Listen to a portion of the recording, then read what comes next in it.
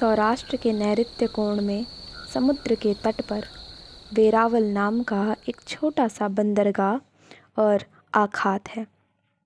वहाँ की भूमि अत्यंत उपजाऊ और गुंजान है। वहाँ पर प्राकृतिक सौंदर्य भी अपूर्व है। मीलों तक विस्तीर्ण सुनहरी रेत पर क्रीड़ा करती रत्नाकर की उज्ज्वल फेन राशि हर पूर्णिमा को ज्वार पर अकच्छुभा विस्तार करती है। आखात के दक्षिणी भाग की भूमि कुछ दूर तक समुद्र में धंस गई है। उसी पर प्रभास पट्टन की अति प्राचीन नगरी बसी है। यहाँ एक विशाल दुर्ग है जिसके भीतर लगभग 2 मील विस्तार का मैदान है। दुर्ग का निर्माण संधि रहित भीमकाय शिलाखंडों से हुआ है। दुर्ग के चारों ओर लगभग 25 फुट चौड़ी और इतनी ही गहरी खाई है जिसे चाहे जब समुद्र के जल से लबालब भरा जा सकता है। दुर्ग में बड़े बड़े विशाल फाटक और अनगिनत बुर्ज हैं। दुर्ग के बाहर मीलों तक प्राचीन नगर के ध्वंसावशेष बिखरे पड़े हैं। टूटे फूटे प्राचीन प्रासादों के खंडहर, अनगिनत टूटी फूटी मूर्तियाँ उस भूमि पर किसी असहनीय अघट घटना के घटने की मौन सूचना दे रही हैं। दुर्ग का जो परकोट समुद्र की ओर पड़ता है उससे छूता हुआ और नगर के नैऋत्य कोण के समुद्र में घुसे हुए ऊंचे श्रृंग पर महाकालेश्वर के विद्युत मंदिर के ध्वंस दिख पड़ता है। मंदिर के ध्वंसावशेष और दूर तक खड़े हुए टूटे फूटे स्तंभ मंदिर की अप्रतिम स्थापत्य कला और महानता की ओर संकेत करते हैं। अब से लगभग 1000 वर्ष पहले इसी स्थान पर सोमनाथ का कीर्तिवान महालय था।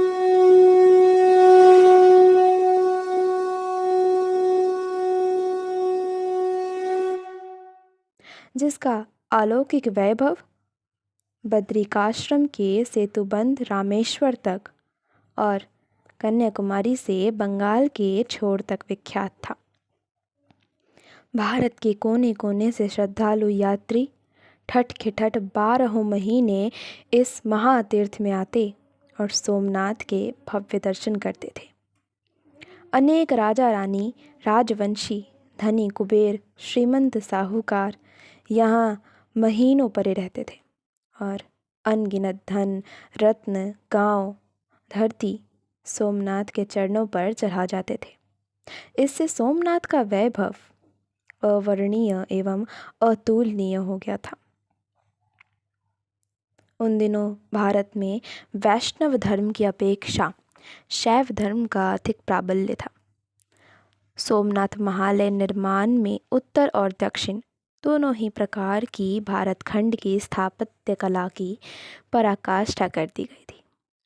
यह महालय बहुत विस्तार में फैला था। दूर से उसकी धवल दृश्यावली चांदी के चमचमाते पर्वत श्रृंग के समान दिखाई देती थी। संपूर्ण महालय उच्च कोटि के श्वेत मरमर का बना था। महालय के मंडप के भारी भारी खंभों पर हीरा, माणिक, नीलम आदि रत्नों की ऐसी पच्चाकारी की गई थी कि उसकी शोभा देखने से नेत्र थकते नहीं थे। जगह जगह सोने चांदी के पत्र स्तंभों पर चढ़े हुए थे। ऐसे 600 स्तंभ महालय का रंग मंडप बहुत ही सुशोभित करते थे। मंडप के सामने गंभीर गर्भगृह में सोमनाथ का अलौकिक ज्योतिर्लिंग था। त्र्यंबकं यजामहे सुगंधिं पुष्टिवर्धनम् उर्वारुकमिव बन्धनान् मृत्योर्मुक्षीयमामृतात्। गर्भगृह की छत और दीवार की रत्ती रत्ती रत्न और जवाहरात से जड़ी हुई थी। इस कारण साधारण घृत का दिया जलने पर भी वहाँ ऐसी झलझलाहट होती थी कि आंखें चौंधी आ जाती थी। इस भूगर्भ में दिन में भी सूर्य की किरणें प्रविष्ट नहीं हो सकती थी। वहाँ रात दिन सोने के बड़े बड़े दीपकों में घृत जलाया जाता था तथा चंदन केसर कस्तूरी की धूप रात दिन चलती रहती थी, जिसके सुगंध से महालय के आसपास 2-2 योजन तक पृथ्वी सुगंधित हो जाती थी। रंग मंडप के चिकने स्वच्छ फर्श पर देश देश की असूर्य पश्या महिलाएं रत्नाभूषणों से सुसज्जित रूप यौवन के परिपूर्ण गुण गरिमा से लदी फदी जगह जगह बैठी श्रद्धा और भक्ति से नतमस्तक कोमल स्वर में भगवान सोमनाथ का स्तवन घंटों करती रहती थी।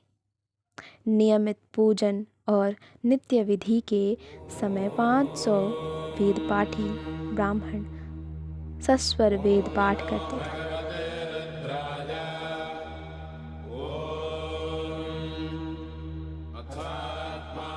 और 300 गुणी गायक देवता का विविध वाद्यों के साथ स्तवन करते तथा इतनी ही किन्नरी और अप्सरासी देवदासी नर्तकियां नृत्य कला से देवता और उनके भक्तों को रिझाती थीं। नित्य विशाल चांदी के 100 घड़े गंगा जल से ज्योतिर्लिंग की स्नान के लिए लाए जाते थे, जो निरंतर हरकारों की डाक लगाकर 1000 मील से अधिक दूर हरिद्वार से मंगवाया जाता था। स्नान के बाद बहुमूल्य इत्रों से तथा सुगंधित जलों से ज्योतिर्लिंग का अभिषेक होता था। इसके बाद श्रृंगार होता था। सोमनाथ का यह ज्योतिर्लिंग 8 हाथ ऊंचा था, अतः इसका स्नान, अभिषेक, श्रृंगार आदि एक छोटी सी सोने की सीढ़ी पर चढ़कर किया जाता था। जब ये सब संपन्न हो जाता था तब आरती होती थी, जिसमें शंखनाद, चौघरिया, घंट आदि का महाघोष होता था।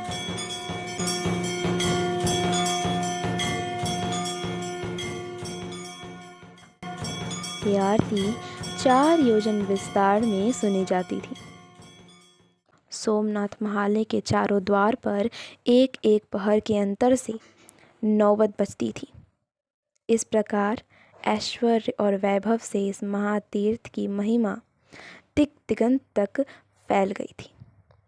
इन सब कामों में अपरिमित द्रव्य खर्च होता था, किंतु उससे महालय के अक्षय कोष में कुछ भी कभी भी कमी नहीं हुई।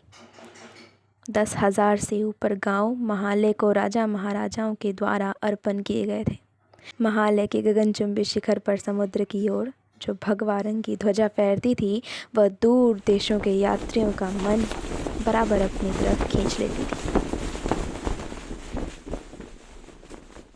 महालय के शिखर के स्वर्ण कलश सूर्य की धूप से अनगिनत सूर्यों की भांति चमकते थे। महालय के चारों ओर असंख्य छोटे बड़े मंदिर, घर, महल और सार्वजनिक स्थान थे, जो मीलों तक फैले थे तथा जिनसे महालय की शोभा बहुत बढ़ गई थी। इस प्रचंड महालय के संरक्षण के लिए चारों ओर काले पत्थर का अत्यंत सुदृढ़ परकोटा बंधा हुआ था, जिसमें स्थान स्थान पर अटह पहलू बुर्ज बने हुए थे। जब महालय की खाई में समुद्र का जल भर दिया जाता था, तब उसका दृश्य समुद्र के बीच एक द्वीप का दृश्य बन जाता था। परकोटे के भीतर नगर, बाजार तथा सतगृहस्थों के मकान आदि थे, जहाँ देश देश के अनगिनत व्यापारी, शिल्पी और राजकाजी जन तथा महालय कर्मचारी अपना अपना कार्य करते तथा निवास करते थे। उनके आराम के लिए अनेक कुएं, बावड़ी, तालाब, उपवन बनवाए गए थे। देश के भिन्न भिन्न राजाओं की ओर से बारी बारी महालय पर चाकरी चौकसी होती थी। इसके अतिरिक्त महालय की ओर से भी एक सशस्त्र सिपाही नियत थे, जो सावधानी से महालय की करोड़ों की संपत्ति की तथा वहाँ के बसने वाले करोड़ाधिपति व्यापारियों की सावधानी से रक्षा व्यवस्था करते थे।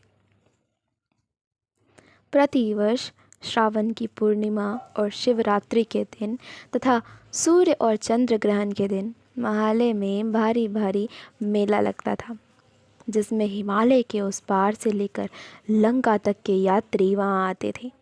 इन मेलों में 5 से 7 लाख तक के यात्री एकत्र हो जा सकते थे। इन महोत्सवों में पट्टन के 700 हज्जाम एक क्षण को भी विश्राम नहीं पाते थे। दूर दूर के राजा महाराजा अपने अपने लव लश्कर लेकर लंबी लंबी मंजिलें काटते हुए तथा मार्ग में कठिन परिश्रम को सहन करते हुए प्रभास पट्टन में आकर जब महालय की छाया में पहुँचते तो अपने जीवन को धन्य मानते थे। भारत खंड भर में यह विश्वास था कि भगवान सोमनाथ के दर्शन बिना मनुष्य जन्म ही निरर्थक है। अनेक मुकुटधारी राजा और श्रीमंत अपनी अपनी मानता पूरी करने को सैकड़ों मील पांव प्यादे चल कर आते थे। सब कारणों से उन दिनों पट्टन नगर भारत भर में व्यापार का प्रमुख केंद्र बन गया था। मालव, हिमाचल, अबुर्द, अंग, बंग, कलिंग के अतिरिक्त अरब, ईरान और अफ़गानिस्तान तक के व्यापारी तथा बंजारे कीमती माल लेकर इन मेलों के अवसरों पर आकर अच्छी कमाई कर जाते थे। पट्टन के बाज़ार उन दिनों देशों की हल्की भारी कीमत वाली जींसों और सामग्रियों से पटे रहते थे।